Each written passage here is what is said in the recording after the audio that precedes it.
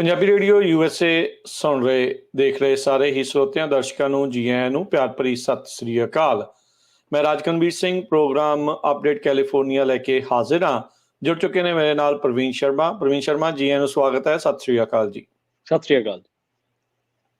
ਸਾਡੇ ਅੱਜ ਦੇ ਪ੍ਰੋਗਰਾਮ ਅਪਡੇਟ ਕੈਲੀਫੋਰਨੀਆ ਨੂੰ ਸਪਾਂਸਰ ਕਰਦੇ ਨੇ ਖਾਲਸਾ ਇੰਸ਼ੋਰੈਂਸ ਏਜੰਸੀ, ਜਿਨ੍ਹਾਂ ਦੇ ਕੋਲੋਂ ਹਰ ਇੱਕ ਤਰੀਕੇ ਦੀ ਇੰਸ਼ੋਰੈਂਸ ਕਰਵਾ ਸਕਦੇ ਹੋ। ਇੰਸ਼ੋਰੈਂਸ ਬਾਰੇ ਪਤਾ ਕਰਨ ਲਈ ਕਾਲ ਕਰ ਸਕਦੇ ਹੋ 408-272-2500। ਟੇਰਕੇਨਾ ਇਮੀਗ੍ਰੇਸ਼ਨ ਲਾ ਫਰਮ USA ਇਮੀਗ੍ਰੇਸ਼ਨ ਦਾ ਹੋਵੇ ਕਿਸੇ ਵੀ ਤਰੀਕੇ ਦਾ ਕੰਮ, ਕਾਲ ਅਟਰਨੀ ਜੇ ਟੇਰਕੇਨਾ 415-909-0503। ਗੁਰਬਚਨ ਸਿੰਘ ਨਾਗਰਾ ਸੈਕਰਾਮੈਂਟੋ, ਸਰਬਜੀਤ ਸਿੰਘ ਕੁਲਵਿੰਦਰ ਕੌਰ ਧੂਤ, ਸੁਰਜੀਤ ਸਿੰਘ ਚਾਹਲ ਯੂਨੀਵਰਸਿਟੀ, ਗੁਰਦੇਵ ਸਿੰਘ ਸੋਹਲ ਐਂਟੀਲੋਪ, ਸਰਬਜੀਤ ਸਿੰਘ ਐਲਕੋ ਨਵਾਡਾ, ਕਮਲਜੀਤ ਸਿੰਘ ਦੌਲਤਪੁਰੀਆ ਮੰਟੀਕਾ, ਬੀਸਲਾ ਪਰਿਵਾਰ ਫਰੈਜ਼ਨੋ, ਕੁਲਦੀਪ ਸਿੰਘ ਸੰਘਾ, ਧਰਮ ਸਿੰਘ ਸੰਘਾ ਬੇਕਰਸਫੀਲਡ। ਸਾਰਿਆਂ ਦਾ ਧੰਨਵਾਦ। ਜੇ ਤੁਸੀਂ ਵੀ ਇਸ ਪ੍ਰੋਗਰਾਮ ਨੂੰ ਸਪਾਂਸਰ ਕਰਨਾ ਚਾਹੁੰਦੇ ਹੋ, ਸੰਪਰਕ ਕਰ ਸਕਦੇ ਹੋ ਨੰਬਰ 408-722-7698 ਦੇ ਉੱਤੇ।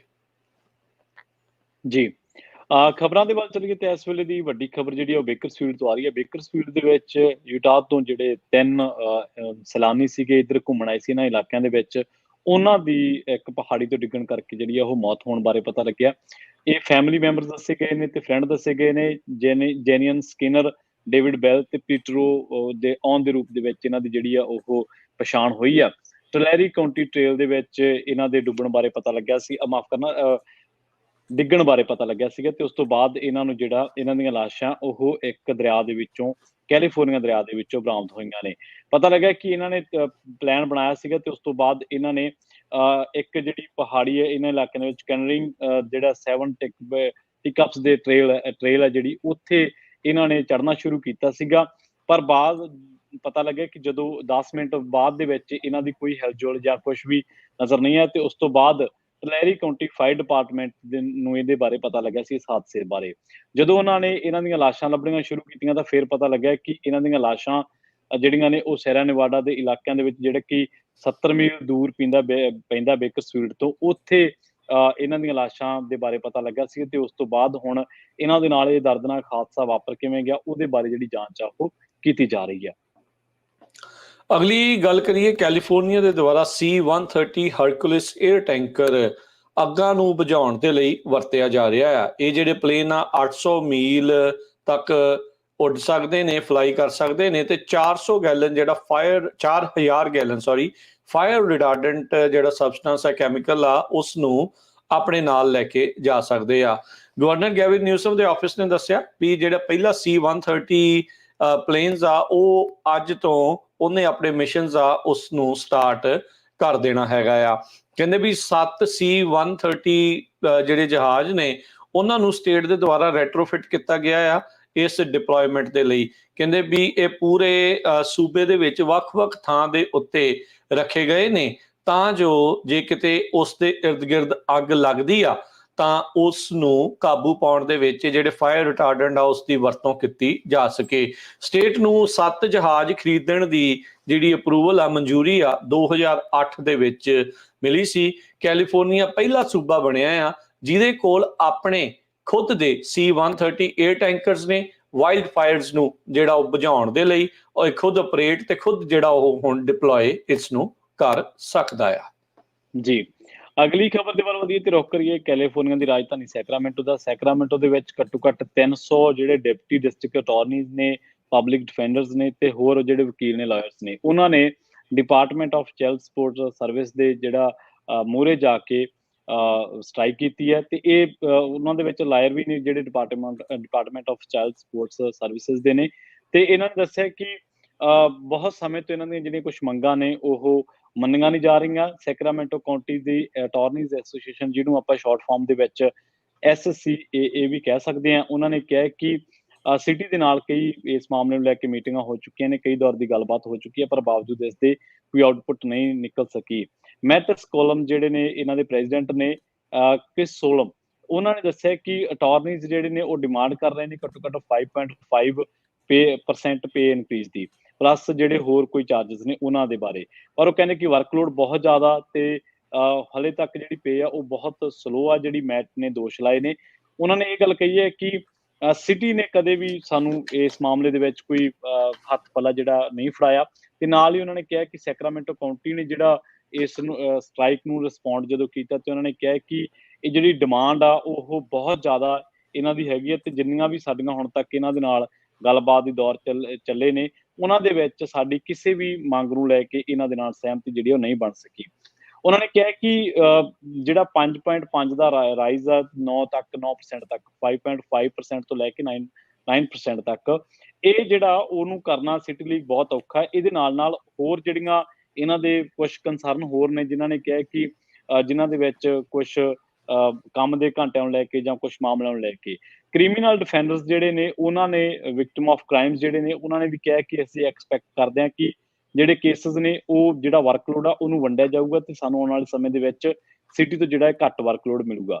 ਪਰ ਉਹ ਕਹਿੰਦੇ ਕਿ ਜਿਹੜਾ ਕੋਈ ਵੀ ਇਹਨਾਂ ਦੇ ਨਾਲ ਕੰਟਰੈਕਟ ਹੋਏ ਨੇ ਉਹ ਹੁਣ ਸਾਰੇ ਐਕਸਪਾਇਰਡ ਹੋ ਚੁੱਕੇ ਨੇ ਜਿਹੜੇ ਯੂਨੀਅਨ ਦੇ ਥਰੂ ਹੋਏ ਸੀਗੇ ਜਾਂ ਯੂਨੀਅਨ ਦੇ ਵਿੱਚ ਜਿਹੜੇ ਕੰਮ ਕਰ ਰਹੇ ਨੇ। ਪਰ ਬਾਵਜੂਦ ਇਸ ਦੇ ਕਈਆਂ ਦੇ ਕੰਟਰੈਕਟ ਨਹੀਂ ਨਿਭਾਏ ਗਏ ਤੇ ਕਈਆਂ ਦੇ ਜਿਹੜੇ ਹੋਰ ਫੰਡ ਉਹਨਾਂ ਨੇ ਕਲੇਮ ਕੀਤੇ ਸੀਗੇ ਉਹਨਾਂ ਨੂੰ ਉਹ ਵੀ ਸਿਟੀ ਨੇ ਜਿਹੜਾ ਉਹ ਰਿਲੀਜ਼ ਨਹੀਂ ਕੀਤੇ।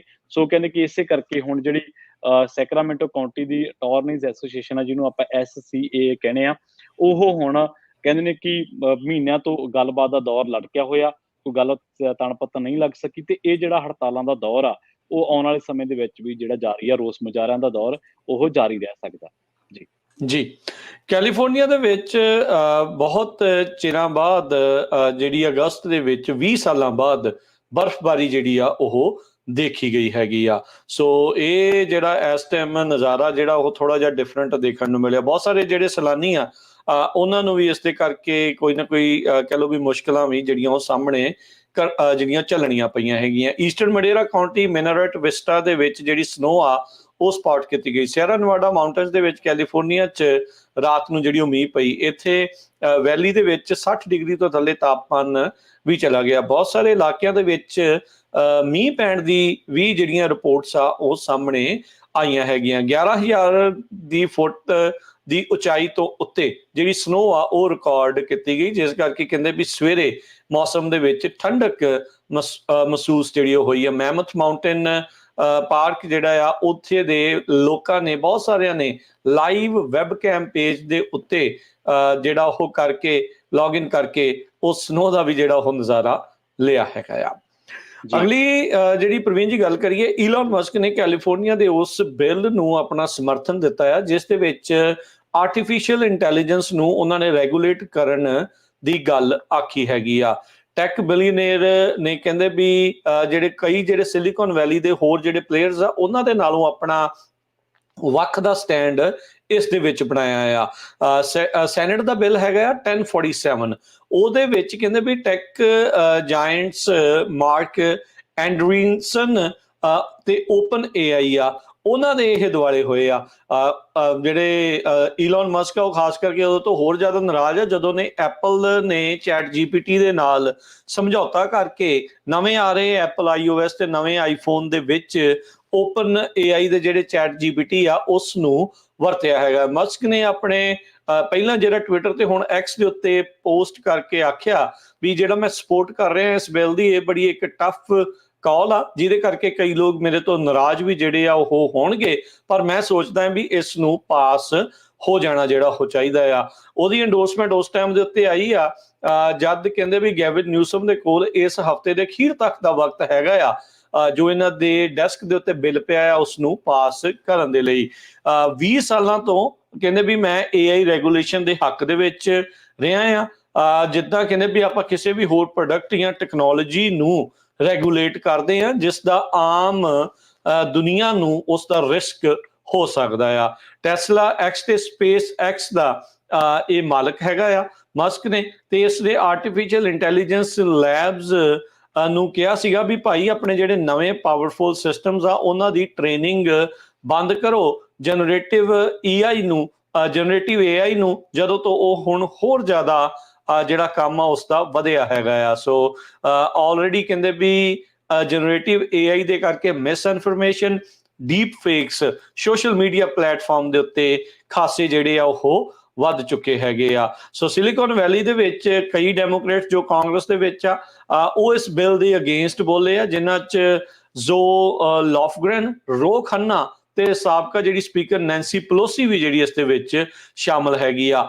ਓਪਨ AI ਦਾ ਦੱਸਦੇ ਜਾਈਏ ਤਾਂ ਹੋਰ AI ਦੇ ਜਿਹੜੇ ਲੋਕ ਨੇ ਉਹ ਆਲਰੇਡੀ ਆਪ ਕਾਂਗਰਸ ਦੇ ਮੂਹਰੇ ਜਾ ਜਾ ਕੇ ਕਹਿ ਰਹੇ ਆ ਵੀ ਭਾਈ ਸਾਨੂੰ ਰੈਗੂਲੇਟ ਤੁਹਾਨੂੰ ਜਿਹੜਾ ਉਹ ਕਰਨਾ ਚਾਹੀਦਾ ਹੈਗਾ ਆ। ਸੋ ਈਲਨ ਮਸਕ ਵੀ ਹੁਣ ਉਸ ਦੇ ਹੱਕ ਦੇ ਵਿੱਚ ਆਇਆ ਆ, ਪਰ ਕੁਝ ਜਿਹੜੇ ਕਾਂਗਰਸ ਮੈਨ ਲਾਅ ਮੇਕਰਸ ਆ ਉਹ ਜਿਹੜੇ ਇਸ ਚੀਜ਼ ਦੇ ਉਲਟਾ ਕਹਿੰਦੇ ਵੀ ਰੈਗੂਲੇਟ ਨਹੀਂ ਹੋਣੀ ਚਾਹੀਦੀ। ਜੀ, ਅਗਲੀ ਖਬਰ ਦੇ ਵੱਲ ਵਧੀਏ ਤੇ ਗੱਲ ਕਰੀਏ ਸੈਨ ਫਰਾਂਸਿਸਕੋ ਦੀ। ਸੈਨ ਫਰਾਂਸਿਸਕੋ ਪੁਲਿਸ ਡਿਪਾਰਟਮੈਂਟ ਨੇ ਇੱਕ ਪ੍ਰੈਸ ਰਿਲੀਜ਼ ਦੇ ਵਿੱਚ ਇਸ ਗੱਲ ਦਾ ਦਾਅਵਾ ਕੀਤਾ ਕਿ ਉਹਨਾਂ ਨੇ ਸ਼ੌਪਲਿਫਟਿੰਗ ਤੇ ਨਾਲ ਜਿਹੜੇ ਹੋਰ ਲੁੱਟਮਾਰ ਦੀਆਂ ਘਟਨਾਵਾਂ ਦੇ ਤਹਿਤ ਇੱਕ ਆਪਰੇਸ਼ਨ ਉਹਨਾਂ ਨੂੰ ਕਾਬੂ ਕਰਨ ਦੇ ਲਈ, ਉਹਨਾਂ ਦੇ ਉੱਤੇ ਨਕੇਲ ਪਾਉਣ ਦੇ ਲਈ ਇੱਕ ਆਪਰੇਸ਼ਨ ਚਲਾਇਆ ਸੀ, ਜਿਹਨੂੰ ਨਾਂ ਦਿੱਤਾ ਗਿਆ ਸੀ ਆਪਰੇਸ਼ਨ ਬਲਿਟਜ਼ ਦਾ। ਇਹਦੇ ਨਾਲ ਜਿਹੜੇ ਕੁਝ ਵਰਦੀਧਾਰੀ ਤੇ ਸਿਵਲ ਕੱਪੜਿਆਂ ਦੇ ਵਿੱਚ ਜਿਹੜੇ ਪੁਲਿਸ ਮੁਲਾਜ਼ਮ ਆ ਉਹਨਾਂ ਨੇ ਗਸ਼ਤਾਂ ਕੀਤੀਆਂ ਸੀ ਵੱਖ-ਵੱਖ ਇਲਾਕਿਆਂ ਦੇ ਵਿੱਚ ਬਲਿਟਜ਼ ਆਪਰੇਸ਼ਨ ਦੇ ਜ਼ਰੀਏ ਤਹਿਤ। ਤੇ ਉਹਨਾਂ ਨੇ ਨਾਲ ਹੀ ਦੱਸਿਆ ਕਿ 10 ਜਾਣੇ ਜਿਹੜੇ ਸ਼ੱਕੀ ਉਹਨਾਂ ਨੂੰ ਅਸੀਂ ਗ੍ਰਿਫਤਾਰ ਕੀਤਾ ਸੀ, ਅਰੈਸਟ ਕੀਤਾ ਸੀਗਾ। ਬਾਅਦ ਦੇ ਵਿੱਚ ਇਹ ਦੱਸਿਆ ਗਿਆ ਕਿ ਮਈ ਤੇ ਮਿਡ ਅਗਸਤ ਤੱਕ ਇਹ ਆਪਰੇਸ਼ਨ ਚਲਾਇਆ ਸੀ ਪੁਲਿਸ ਨੇ, ਤੇ ਪ੍ਰੀ ਪਲਾਨਡ ਜਿੰਨੀ ਵੀ ਸ਼ੌਪਲਿਫਟਿੰਗ ਆ ਤੇ ਰਿਟੇਲ ਥੈਫਟ ਆ ਉਹਨੂੰ ਉਹਦੇ ਤੇ ਕਾਬੂ ਕਰਨ ਦੇ ਲਈ, ਉਹਦੇ ਤੇ ਨਕੇਲ ਕੱਸਣ ਦੇ ਲਈ ਦੱਸਿਆ ਗਿਆ ਕਿ ਉਹਨਾਂ ਨੇ ਤਕਰੀਬਨ ਕਈ ਥਾਵਾਂ ਦੇ ਉੱਤੇ ਇਹਨਾਂ ਵੱਖ-ਵੱਖ ਜਗ੍ਹਾ ਤੋਂ ਜਿਹੜੇ 10 ਵੱਖ-ਵੱਖ ਥਾਵਾਂ ਤੋਂ 10 ਸ਼ੱਕੀਆਂ ਨੂੰ ਗ੍ਰਿਫਤਾਰ ਕੀਤਾ, ਉਹਨਾਂ ਨੂੰ ਹਿਰਾਸਤ ਦੇ ਵਿੱਚ ਲਿਆ ਤੇ ਉਸ ਤੋਂ ਬਾਅਦ ਜਿਹੜੀ ਪ੍ਰਾਪਰਟੀ ਸੀ, ਸਟੋਲਨ ਪ੍ਰਾਪਰਟੀ ਜਿੰਨੀ ਵੀ ਸੀ ਉਹ ਸਟੋਰਾਂ ਨੂੰ ਵਾਪਸ ਕੀਤੀ ਗਈ। ਇਹਦੇ ਨਾਲ ਇਹ ਵੀ ਦੱਸਿਆ ਗਿਆ ਹੈ ਕਿ ਦਰਜਨਾਂ ਤੋਂ ਵੱਧ ਅਜਿਹੀਆਂ ਘਟਨਾਵਾਂ ਜਿੱਥੇ ਕੋਈ ਬੰਦਾ ਕਿਸੇ ਸਟੋਰ ਦੇ ਵਿੱਚ ਗਿਆ ਤੇ ਉਸ ਤੋਂ ਬਾਅਦ ਉਹਨੇ ਕੋਸ਼ਿਸ਼ ਕੀਤੀ ਪਰ ਬਾਅਦ ਦੇ ਵਿੱਚ ਉਹਨੂੰ ਬਾਹਰ ਆਉਂਦਿਆਂ ਹੀ ਨੱਪ ਲਿਆ ਗਿਆ। ਇਹਦੇ ਆਪਰੇਸ਼ਨ ਬਲਿਟਜ਼ ਦੇ ਵਿੱਚ ਇਹ ਵੀ ਸੀਗਾ ਕਿ ਬਹੁਤ ਸਾਰੇ ਲੋਕਾਂ ਨੂੰ ਇੱਕ ਈਮੇਲ ਦਿੱਤੀ ਗਈ ਸੀ ਸਟੋਰ ਓਨਰਸ ਨੂੰ ਕਿ ਜਿਹੜੇ ਤੁਹਾਡੇ ਸਟੋਰਾਂ ਦੇ ਉੱਤੇ ਸ਼ੱਕੀ ਕਿਹੜੇ ਮਾਰਦੇ ਆ ਜਾਂ ਹੋਰ ਜਿਹੜੇ ਲੋਕਾਂ ਬਾਰੇ ਤੁਹਾਨੂੰ ਪਤਾ ਤਾਂ ਉਹ ਜਿਹੜੀ ਜਾਣਕਾਰੀ ਸਾਡੇ ਨਾਲ ਤੁਰੰਤ ਸ਼ੇਅਰ ਕਰੋ। ਕੁਛ ਹੀ ਮਿੰਟਾਂ ਦੇ ਵਿੱਚ ਪੁਲਿਸ ਉੱਥੇ ਪਹੁੰਚ ਜਾਂਦੀ ਸੀ ਤੇ ਉਸ ਤੋਂ ਬਾਅਦ ਜੇ ਕੋਈ ਅੰਜਾਮ ਦਿੰਦਾ ਸੀ ਚੋਰੀ ਦੀ ਵਾਰਦਾਤ ਨੂੰ ਤਾਂ ਬਾਹਰ ਆਉਂਦੇ ਨੂੰ ਹੀ ਨੱਪ ਲੈਂਦੇ ਸੀਗੇ। ਪੁਲਿਸ ਨੇ ਕਿਹਾ ਕਿ ਸਾਡਾ ਇਹ ਕੋਸ਼ਿਸ਼ ਹੈ ਕਿ ਰਿਟੇਲ ਥੈਫਟ ਨੂੰ ਜਾਂ ਜਿੰਨੀਆਂ ਵੀ ਹੋਰ ਲੁੱਟਮਾਰ ਦੀਆਂ ਘਟਨਾਵਾਂ, ਚੋਰੀ ਦੀਆਂ ਵਾਰਦਾਤਾਂ ਹੁੰਦੀਆਂ ਉਹਦੇ ਨਾਲ ਅਸੀਂ ਉਹਨਾਂ ਦੇ ਉੱਤੇ ਕੰਟਰੋਲ ਕਰੀਏ। ਪਰ ਬਾਵਜੂਦ ਇਸ ਦੇ ਉਹ ਕਹਿੰਦੇ ਕਿ ਬਹੁਤ ਸਾਰੀਆਂ ਘਟਨਾਵਾਂ ਦੇ ਵਿੱਚ ਕਮੀ ਦੇਖਣ ਨੂੰ ਮਿਲੀ ਹੈ ਤੇ ਸੈਨ ਫਰਾਂਸਿਸਕੋ ਦਾ ਜਿਹੜਾ ਲਾਅ ਐਂਡ ਆਰਡਰ ਆ ਉੱਥੋਂ ਵੱਡੇ ਬਿਜ਼ਨਸ ਇਸ ਕਰਕੇ ਪਲਾਨ ਕਰ ਚੁੱਕੇ ਨੇ ਕਿ ਉੱਥੇ ਲਾਅ ਐਂਡ ਆਰਡਰ ਮੇਨਟੇਨ ਰਹੀ ਹੈ। ਬਹੁਤ ਸਾਰੀਆਂ ਕਾਰਾਂ ਦੇ ਸ਼ੀਸ਼ੇ ਟੁੱਟਦੇ ਨੇ, ਆਮ ਘਟਨਾਵਾਂ ਬਣ ਚੁੱਕੀਆਂ ਨੇ, ਸ਼ੌਪਲਿਫਟਿੰਗ ਆਮ ਹੈ, ਹੋਰ ਜਿਹੜੀਆਂ ਲੁੱਟਮਾਰ ਦੀਆਂ ਘਟਨਾਵਾਂ ਉਹ ਆਮ ਹੋ ਚੁੱਕੀਆਂ ਨੇ। ਜੀ, ਅਗਲੀ ਜਿਹੜੀ ਖਬਰ ਆ ਉਸ ਉੱਤੇ ਨਜ਼ਰ ਮਾਰਦੇ ਜਾਈਏ ਤਾਂ ਇੱਕ ਸਦਰਨ ਕੈਲੀਫੋਰਨੀਆ ਦੇ ਵਿੱਚੋਂ ਇੱਕ ਲੈਂਡਲਾਰਡ ਨੂੰ ਗ੍ਰਿਫਤਾਰ ਕੀਤਾ ਗਿਆ ਆ। ਡਬਲਿਨ ਦੇ ਵਿੱਚ ਇੱਕ ਮਰਡਰ ਹੋਇਆ ਸੀ। ਉਸ ਮਾਮਲੇ ਦੇ ਵਿੱਚ ਕਹਿੰਦੇ ਵੀ ਉਸਨੇ ਵਿਕਟਮ ਨੂੰ ਬਾਰ-ਬਾਰ ਕਿਹਾ ਵੀ ਮੈਂ ਤੇਰਾ ਲਾਰਡ ਆ ਤੇ ਤੈਨੂੰ ਰਿਸਪੈਕਟ ਮੈਨੂੰ ਕਰਨੀ ਹੀ ਪਊਗੀ। ਅਜੇ ਤੱਕ ਕਹਿੰਦੇ ਵੀ ਕੋਈ ਚਾਰਜ ਜਿਹੜੇ ਉਸਦੇ ਉਲਟ ਫਾਈਲ ਨਹੀਂ ਕੀਤੇ ਗਏ। ਸਸਪੈਕਟ ਜਿਸ ਨੂੰ ਆਇਡੈਂਟੀਫਾਈ ਕੀਤਾ ਗਿਆ ਪੁਲਿਸ ਦੇ ਦੁਆਰਾ 38 ਸਾਲਾ ਨਿਕੋਲਸ ਪੈਲੇਵੀਡਾ, ਕਹਿੰਦੇ ਵੀ ਇਸ ਤੋਂ ਪਹਿਲਾਂ ਇਹ ਜਦ ਫਲੋਰੀਡਾ ਦੇ ਵਿੱਚ ਸੀਗਾ 2020 ਚ ਗੇਨਜ਼ਵਿਲ ਚ, ਉੱਥੇ ਵੀ ਉਸਨੇ ਆਪਣੇ ਸਾਥੀ ਰੂਮਮੇਟ ਦੇ ਉੱਤੇ ਐਗਰੀਵੇਟਿਡ ਅਸੌਲਟ ਕੀਤਾ ਸੀਗਾ। ਸੋ ਕਹਿੰਦੇ ਵੀ ਉਸ ਮੌਕੇ ਇਸ ਨੇ ਆਪਣੀ ਡੋਰ ਆ ਉਹ ਭੰਨ ਕੇ ਰੂਮਮੇਟ ਦੇ ਆਪਣੇ ਬੈਡਰੂਮ ਦੇ ਵਿੱਚ ਗਿਆ ਤੇ ਉਸ ਦੇ ਉੱਤੇ ਜਿਹੜੀ ਸਿਲਵਰ ਗਨ ਆ ਉਹ ਪੁਆਇੰਟ ਜਿਹੜੀ ਉਹ ਕੀਤੀ ਸੀਗੀ। ਸੋ ਕਹਿੰਦੇ ਵੀ ਗਨ ਜਿਹੜੀ ਉਹ ਮਾਲ ਫੰਕਸ਼ਨ ਕਰ ਗਈ, ਉਹਨੇ ਗੋਲੀ ਤਾਂ ਚਲਾਈ ਪਰ ਚੱਲੀ ਨਹੀਂ, ਉਸ ਬੰਦੇ ਦਾ ਦੂਜੇ ਦਾ ਜਿਹੜਾ ਉਹ ਬਚਾਅ ਹੋ ਗਿਆ। ਹੁਣ ਡਬਲਿਨ ਦੇ ਵਿੱਚ ਹੋਈ ਇੱਕ ਕਤਲ ਦੇ ਮਾਮਲੇ ਵਿੱਚ ਇਸ ਨੂੰ ਹੁਣ ਗ੍ਰਿਫਤਾਰ ਕੀਤਾ ਗਿਆ ਹੈਗਾ ਆ। ਸੋ ਕਹਿੰਦੇ ਵੀ ਉਹ ਉਸ ਨੂੰ ਬਾਰ-ਬਾਰ ਵਿਕਟਮ ਨੂੰ ਕਹਿ ਰਿਹਾ ਸੀਗਾ ਵੀ ਬੇਸਿਕਲੀ ਮੈਂ ਤਾਂ ਰੱਬ ਹੀ ਆ ਤੇ ਤੈਨੂੰ ਮੈਨੂੰ ਇੱਜ਼ਤ ਦੇਣੀ ਹੀ ਪਵੇਗੀ। ਸੋ 37 ਸਾਲਾਂ ਦੇ ਬੰਦੇ ਦੀ ਐਮਰਲਡ ਪਾਰਕ ਅਪਾਰਟਮੈਂਟ ਹਸਿੰਡਾ ਡਰਾਈਵ ਡਬਲਿਨ ਦੇ ਵਿੱਚ ਕਹਿੰਦੇ ਆ ਉਸ ਦਾ ਕਤਲ ਸ਼ੂਟਿੰਗ ਦੇ ਨਾਲ ਜਿਹੜਾ ਉਹ ਹੋਇਆ ਸੀ। ਇਹ ਸ਼ੁੱਕਰਵਾਰ ਦੁਪਹਿਰ 2:30 ਵਜੇ ਦੀ ਖਬਰ ਦੱਸੀ ਜਾਂਦੀ ਹੈਗੀ ਆ। ਸੋ ਕਹਿੰਦੇ ਵੀ ਲੋਕਲ ਵਾਲਮਾਰਟ ਦੇ ਬਾਹਰ ਇਸ ਨੂੰ ਬਾਰਸਟੋ ਤੋਂ ਬਾਅਦ ਚ ਸਦਰਨ ਕੈਲੀਫੋਰਨੀਆ ਚ ਗ੍ਰਿਫਤਾਰ ਕੀਤਾ ਗਿਆ ਆ। ਡਬਲਿਨ ਪੁਲਿਸ ਡਿਪਾਰਟਮੈਂਟ ਕਹਿ ਰਿਹਾ ਵੀ ਜੇ ਕਿਸੇ ਨੂੰ ਹੋਰ ਵੀ ਇਸ ਸ਼ੂਟਿੰਗ ਦੇ ਬਾਰੇ ਪਤਾ ਹੋਵੇ ਤਾਂ ਉਹਨਾਂ ਦੇ ਡਿਟੈਕਟਿਵ ਦੇ ਨਾਲ ਜਿਹੜਾ ਉਹ ਕੰਟੈਕਟ ਕਰਨ ਤਾਂ ਜੋ ਇਸ ਮਾਮਲੇ ਵਿੱਚ ਨਿਆਂ ਮਿਲ ਸਕੇ। ਜੀ, ਅਗਲੀ ਖਬਰ ਦੇ ਵੱਲ ਵਧੀਏ ਤੇ ਗੱਲ ਕਰੀਏ ਫ੍ਰੈਜ਼ਨੋ ਦੀ, ਰੁੱਖ ਕਰੀਏ ਫ੍ਰੈਜ਼ਨੋ ਦਾ, ਜਿੱਥੇ ਫ੍ਰੈਜ਼ਨੋ ਦੇ ਵਿੱਚ ਨਾਰਥ ਈਸਟ ਫ੍ਰੈਜ਼ਨੋ ਦੇ ਇਲਾਕਿਆਂ ਦੇ ਵਿੱਚ ਇੱਕ ਔਰਤ ਦਾ ਕਤਲ ਹੋਇਆ ਸੀ ਜਿਹਦੀ ਪਛਾਣ ਹੋ ਚੁੱਕੀ ਹੈ 19 ਸਾਲਾ ਅਲਾਈ ਬੋਨਮੈਨ ਦੇ ਰੂਪ ਦੇ ਵਿੱਚ। ਦੱਸਿਆ ਜਾ ਰਿਹਾ ਕਿ 24 ਅਗਸਤ ਦੀ ਰਾਤ ਨੂੰ ਇਹਨੂੰ ਜਿਹੜੀ ਹੈ ਸੀਡਰ ਐਂਡ ਨੀਸ ਦੇ ਇਲਾਕਿਆਂ ਦੇ ਵਿੱਚ ਇੱਕ ਸ਼ੂਟਿੰਗ ਦੀ ਵਾਰਦਾਤ ਵਾਪਰੀ ਸੀ, ਜਿਹਦੇ ਵਿੱਚ ਇਹਨੂੰ ਗੋਲੀ ਮਾਰ ਦਿੱਤੀ ਗਈ ਸੀ। ਪੈਨੀਲੋਪ ਮੇਹਰ ਨਾਂ ਦੇ ਬੰਦੇ ਨੇ। ਜਦੋਂ ਕਿ ਇਹ ਜਿਹੜੀ ਘਟਨਾ ਹੈ, ਉਹ ਰਾਈਟ ਐਡ ਦਾ ਜਿਹੜਾ ਇਹਨਾਂ ਇਲਾਕਿਆਂ ਦੇ ਵਿੱਚ ਇੱਕ ਰਾਈਟ ਐਡ ਦੇ ਨੇੜੇ ਪਾਰਕਿੰਗ ਲੋਟ ਆ ਜਿਹੜਾ, ਉੱਥੇ ਇਹ ਬੀਬੀ ਜ਼ਖਮੀ ਹਾਲਤ ਦੇ ਵਿੱਚ ਮਿਲੀ ਸੀਗੀ। ਬਾਅਦ ਦੇ ਵਿੱਚ ਉਹਨੂੰ ਸੇਂਟ ਏਜੰਸ ਹਸਪੀਟਲ ਦੇ ਵਿੱਚ ਲਿਜਾਇਆ ਗਿਆ ਸੀ, ਜਿੱਥੇ ਉਸ ਨੂੰ ਮ੍ਰਿਤਕ ਐਲਾਨ ਦਿੱਤਾ ਗਿਆ। ਦੱਸਿਆ ਜਾ ਰਿਹਾ ਕਿ ਇਹਦੇ 3 ਜਿਹੜੇ ਪਿੱਛੇ ਭੈਣ ਭਰਾ ਨੇ, ਉਹ ਫੈਮਿਲੀ ਦੇ ਵਿੱਚ ਨੇ, ਤੇ ਨਾਲ ਹੀ ਦੱਸਿਆ ਜਾ ਰਿਹਾ ਕਿ ਇਹਦੇ ਇੱਕ ਬੱਚੀ ਦੀ ਇਹ ਮਾਂ ਵੀ ਸੀਗੀ। ਹਾਲਾਂਕਿ ਇਹਦੀ ਜਿਹੜੀ ਉਮਰ ਆ ਉਹ 19 ਕੁ ਸਾਲ ਹੀ ਦੱਸੀ ਗਈ ਹੈ। ਉਹ ਇੱਕ ਨੇਲ ਟੈਕ ਦਾ ਨਾਂ ਦਾ ਕੋਈ ਜਿਹੜਾ ਸ਼ੋਰੂਮ ਹੈ, ਜਾਂ ਕਹਿ ਲਈਏ ਕਿ ਇੱਕ ਅਦਾਰਾ, ਉੱਥੇ ਕੰਮ ਕਰਦੀ ਸੀਗੀ, ਤੇ ਉਸ ਤੋਂ ਬਾਅਦ ਨਰਸਿੰਗ ਸਕੂਲ ਦੇ ਵਿੱਚ ਕਲਾਸਿਸ ਵੀ ਲਾਉਂਦੀ ਸੀਗੀ। ਉਹਦੇ ਜਿਹੜੇ ਪੇਰੈਂਟਸ ਨੇ, ਉਹਨਾਂ ਦੇ ਦੱਸਣ ਦੇ ਮੁਤਾਬਕ ਜਿਹੜੀ ਅਗਸਤ 24 ਦੀ ਰਾਤ ਲੰਘੀ, ਅਗਸਤ 24 ਦੀ ਰਾਤ ਆ, ਉਦੋਂ ਉਹ ਰਾਤ ਨੂੰ 12 ਕੁ ਵਜੇ ਸਵੇਰੇ 12 ਵਜੇ ਘਰੋਂ ਨਿਕਲੀ ਸੀਗੀ। ਤੇ ਉਸ ਤੋਂ ਬਾਅਦ ਜਦੋਂ ਉਹਦਾ ਫੋਨ ਟਰਾਈ ਕੀਤਾ ਤੇ ਉਹ ਨਾ ਲੱਗਿਆ, ਤੇ ਉਸ ਤੋਂ ਬਾਅਦ ਉਹਨੂੰ ਕੰਟੈਕਟ ਕੀਤਾ ਗਿਆ। ਪਰ ਬਾਅਦ ਦੇ ਵਿੱਚ ਉਹ ਕਹਿੰਦੇ ਸਾਨੂੰ ਕਾਲ ਆਈ ਰਾਤ ਨੂੰ 3:30 ਵਜੇ, ਜਦੋਂ ਆਪਾਂ ਸਵੇਰੇ 4 ਵਜੇ ਦੇ ਕਰੀਬ ਕਹਿ ਸਕਦੇ ਹਾਂ। ਤਾਂ ਉਸ ਤੋਂ ਬਾਅਦ ਜਦੋਂ ਪਹੁੰਚੇ ਹਸਪਤਾਲ, ਤਾਂ ਉਦੋਂ ਤੱਕ ਇਹ ਜਿਹੜੀ ਹੈ ਇਹਦੀ ਮੌਤ ਹੋ ਚੁੱਕੀ ਸੀ। ਹੁਣ ਪੁਲਿਸ ਨੇ ਇਸ ਮਾਮਲੇ ਦੇ ਵਿੱਚ 21 ਸਾਲਾ ਜਿਹੜਾ ਪੈਨੀਲੋਪ ਮੇਹਰ ਆ, ਉਹਦੀ ਭਾਲ ਜਿਹੜੀ ਹੈ ਪੁਲਿਸ ਵੱਲੋਂ ਕੀਤੀ ਜਾ ਰਹੀ ਹੈ। ਗਵਰਨਰ ਗੈਵਿਨ ਨਿਊਸਮ ਦੇ ਦੁਆਰਾ ਓਕਲੈਂਡ ਦੇ ਵਿੱਚ ਕ੍ਰਾਈਮ ਦੇ ਉੱਤੇ ਹੈਂਡਸ ਔਨ ਅਪਰੋਚ ਨੂੰ ਲੈ ਕੇ ਉੱਥੋਂ ਦੇ ਹੀ ਕੁਝ ਲੋਕ ਜਾਂ ਜਿਹੜੇ ਕ੍ਰਿਟਿਕਸ ਆ, ਉਹ ਇਸ ਦੇ ਉਲਟ ਹੁਣ ਹੋਏ ਪਏ ਆ। ਓਕਲੈਂਡ ਦਾ ਹਾਲਾਤ ਆਪਾਂ ਨੂੰ ਪਤਾ ਹੀ ਆ, ਕਿਸੇ ਤੋਂ ਲੁਕੇ ਛਿਪੇ ਨਹੀਂ ਆ ਵੀ ਉੱਥੋਂ ਦੇ ਕੀ ਹਾਲਾਤ ਨੇ। ਹੁਣ ਗੈਵਿਨ ਨਿਊਸਮ ਨੇ ਚਿੱਠੀ ਲਿਖੀ ਸੀਗੀ ਓਕਲੈਂਡ ਲੀਡਰਸ ਨੂੰ ਪਿਛਲੇ ਮਹੀਨੇ ਵੀ ਸਿਟੀ ਦੀ ਪਾਲਿਸੀ ਜਿਹੜੀ ਪੁਲਿਸ ਵਹੀਕਲ ਚੇਜ਼ ਆ, ਉਸ ਨੂੰ ਲੈ ਕੇ ਜਿਹੜੀ ਉਹ ਚੇਂਜ ਕੀਤੀ ਜਾਵੇ। ਆਪਾਂ ਬੀਤੇ ਮਹੀਨਿਆਂ ਦੇ ਵਿੱਚ ਦੇਖਿਆ ਵੀ ਗੈਵਿਨ ਨਿਊਸਮ ਨੇ CHP ਦੇ ਬਹੁਤ ਸਾਰੇ ਜਿਹੜੇ ਅਫਸਰ ਆ ਕੈਲੀਫੋਰਨੀਆ ਦੇ ਸ਼ਹਿਰ ਓਕਲੈਂਡ ਦੇ ਵਿੱਚ ਇਸੇ ਕਰਕੇ ਲਾਏ ਆ ਕਿਉਂਕਿ ਉੱਥੇ ਕ੍ਰਾਈਮ ਵੱਧਦਾ। ਕਹਿੰਦਾ ਇਹੀ ਨਹੀਂ, ਉਹਨਾਂ ਦੀਆਂ ਜਿਹੜੀਆਂ ਸ਼ਿਫਟਾਂ ਆ ਉਹਨਾਂ ਨੂੰ ਕੁਆਡਰੂਪਲ 4 ਗੁਣਾ ਜਿਹੜਾ ਆ ਉਹ ਵਧਾਇਆ ਗਿਆ ਆ। ਉਤੋਂ ਨਾਲ ਇਹਨਾਂ ਨੇ ਕਿਹਾ ਸੀਗਾ ਵੀ ਮੈਂ ਨੈਸ਼ਨਲ ਗਾਰਡ ਦੇ ਜਿਹੜੇ ਪ੍ਰੋਸੀਕਿਊਟਰਸ ਆ ਉਹ ਐਲਾਮੀਡਾ ਕਾਉਂਟੀ ਨੂੰ ਦਿੰਦਾ ਆ, ਤਾਂ ਜੋ ਜਿਹੜੇ ਕ੍ਰਾਈਮ ਕਰ ਰਹੇ ਆ ਕ੍ਰਿਮੀਨਲਸ ਦੇ ਉਲਟ ਜਿਹੜੀ ਉਹ ਕਾਰਵਾਈ ਜਿਹੜੀ ਉਹ ਕਰ ਸਕਣ। ਪਰ ਉੱਥੋਂ ਦੀ ਜਿਹੜੀ DA ਆ ਪੈਮਲਾ ਪ੍ਰਾਈਸ, ਜਿਸ ਦੇ ਉਲਟ ਆਲਰੇਡੀ ਜਿਹੜੀ ਰੀਕਾਲ ਦਾ ਕੰਮ ਜਿਹੜਾ ਉਹ ਚੱਲ ਰਿਹਾ ਆ, ਉਹ ਕਹਿੰਦੇ ਵੀ ਇਸ ਮਦਦ ਨੂੰ ਨਹੀਂ ਮੰਨ ਰਹੀ। ਉੱਥੋਂ ਦੇ ਲੀਡਰਸ ਕਹਿ ਰਹੇ ਆ ਵੀ ਅਸੀਂ ਇੱਕ ਚਾਰਟਰ ਸਿਟੀ ਆ, ਸਾਡੇ ਆਪਣੇ ਰੂਲਸ ਆ, ਤੇ ਅਸੀਂ ਆਪਣੇ ਹਿਸਾਬ ਦੇ ਨਾਲ ਚੱਲਾਂਗੇ। ਕਿਉਂ ਜਿਹੜੀ ਸਟੇਟ ਆ ਇਸ ਦੇ ਵਿੱਚ ਦਖਲ ਅੰਦਾਜ਼ੀ ਜਿਹੜੀ ਉਹ ਕਰ ਰਹੀ ਆ। CHP officer, national guards Oakland, San Francisco, Bakersfield, Riverside ਜਿਹੜੇ ਆ ਇੱਥੇ ਕਹਿੰਦੇ ਵੀ ਆਏ ਆ, ਜਿੱਥੇ ਬਿਜ਼ਨਸ ਓਨਰਸ ਤੇ ਜਿਹੜੇ ਰੈਜ਼ੀਡੈਂਟਸ ਆ ਉਹਨਾਂ ਨੂੰ ਇਸ ਦੇ ਨਾਲ ਫਾਇਦਾ ਹੁੰਦਾ ਤਾਂ ਦਿਸਦਾ ਆ। ਪਰ ਜਿਹੜੇ ਕੁਝ ਲੀਡਰਸ ਆ ਉਹਨਾਂ ਨੂੰ ਇਹ ਗੱਲ ਹੁਣ ਜਿਹੜੀ ਉਹ ਪਚ ਨਹੀਂ ਰਹੀ ਹੈਗੀ। ਸੋ ਆਲਰੇਡੀ ਆਪਾਂ ਨੂੰ ਪਤਾ ਆ ਵੀ ਕੈਲੀਫੋਰਨੀਆ ਦੇ ਹਾਲਾਤ ਇੱਥੇ ਤੱਕ ਕਿਉਂ ਜਿਹੜੇ ਉਹ ਪਹੁੰਚੇ ਆ, ਤੇ ਇਹਦੇ ਕਰਕੇ ਹਾਲਾਤ ਜਦੋਂ ਇਦਾਂ ਹੋਏ ਆ ਤੇ ਹੁਣ ਇਹਨਾਂ ਨੂੰ ਇਹ ਕਦਮ ਚੱਕਣੇ ਪਏ ਆ। ਜਦੋਂ ਤੋਂ ਕਹਿੰਦੇ CHP ਨੇ ਓਕਲੈਂਡ ਦੇ ਵਿੱਚ ਫਰਵਰੀ ਤੋਂ ਆਪਣੇ ਆਪਰੇਸ਼ਨ ਸ਼ੁਰੂ ਕੀਤੇ ਆ, ਉਹਨਾਂ ਨੇ ਸਿਟੀ ਦੇ ਵਿੱਚ ਜਿਹੜੇ ਕ੍ਰਾਈਮ ਤੇ ਟ੍ਰੈਫਿਕ ਐਕਸੀਡੈਂਟ ਹੌਟਸਪੌਟਸ ਆ ਉੱਥੇ 747 ਜਿਹੜੀਆਂ ਗ੍ਰਿਫਤਾਰੀਆਂ ਕੀਤੀਆਂ ਆ।